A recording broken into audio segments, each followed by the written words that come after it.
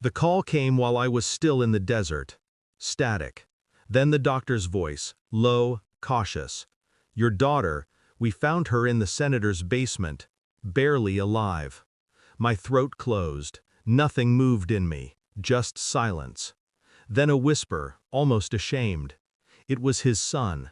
He's done it before. Police won't touch him." I remember staring at the sand, the heat bleeding into my boots. I felt nothing, not rage, not grief. Just the dull clarity of a man whose world had shifted permanently out of orbit. I told my CO. My voice didn't break, didn't even rise. He listened, then pulled a block of C4 from the weapons crate, pressed it into my hands.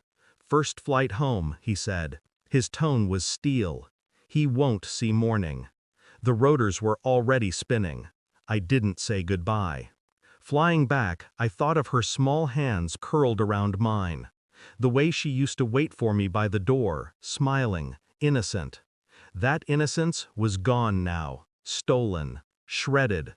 Not by an enemy I faced on the battlefield, but by the son of a man who swore to serve this country, a senator, protected by money, power, and secrets. The betrayal wasn't only personal, it was systemic. Every badge, every judge, every official who knew and stayed silent had cut their share of flesh from my daughter's body. I replayed the doctor's voice, the hesitation, the shame. He knew the truth, yet whispered it like a confession instead of a report. That told me everything I needed to know. Justice here wasn't broken, it was purchased. I didn't storm in. That would have been too easy, too loud. Instead, I studied, quiet, cold. I traced his habits, the senator's son, clubs at night, a mansion with gates higher than men, guards who looked tough but not trained. I bribed a staffer. The money barely left my hand before she gave me everything. His schedule, his passwords, his weaknesses. I drove past the hospital at night, watched my daughter through the glass.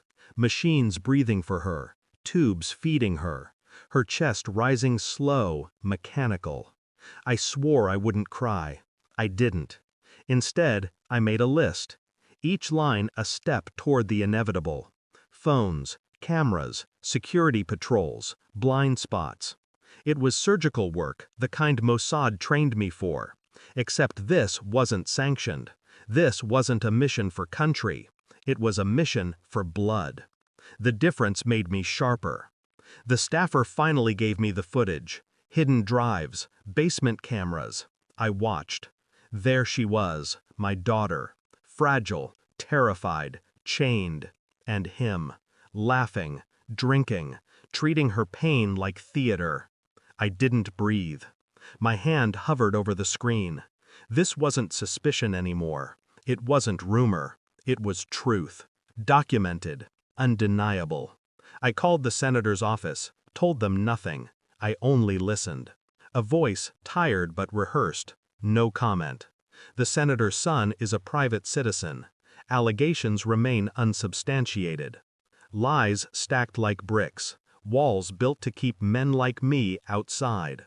But I was already inside. I walked into their mansion dressed as a driver. No one stopped me. Money blinds more effectively than darkness. The senator was hosting guests. His son sat at the table, laughing. The same laugh I had heard in that basement. I set the small black box on the table, pressed play. The footage screamed across the screen, my daughter's sobs echoing through their polished dining hall. Glasses shattered, forks dropped, faces drained. The son froze, stammering. It's not. I looked at him once, just once.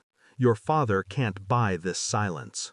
No threats, no raised voice, just truth, sharp and surgical. The senator's face collapsed. Years of reputation, power, and control bleeding out in seconds. I turned, walked away, left the evidence burning through every guest, every ally, every enemy in that room. Back at the hospital, I sat beside her bed. Machines still breathed for her, but I breathed for myself. For the first time since the call, air filled my lungs without fire. I didn't feel triumph, not victory, only stillness.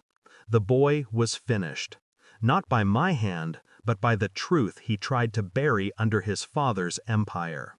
That empire was ash now. I touched her hand, cold, weightless, but still there. No words. She couldn't hear them anyway. The world expected me to explode, to burn, to destroy. But silence cut deeper. Exposure was cleaner. They wanted this buried. I made it eternal. And when I finally stood, I left her hand on the blanket. Because vengeance wasn't the end. It was only the beginning of my detachment. I walked out into the night, and for the first time, I didn't look back. Thanks for watching. Don't forget to like, share, and comment.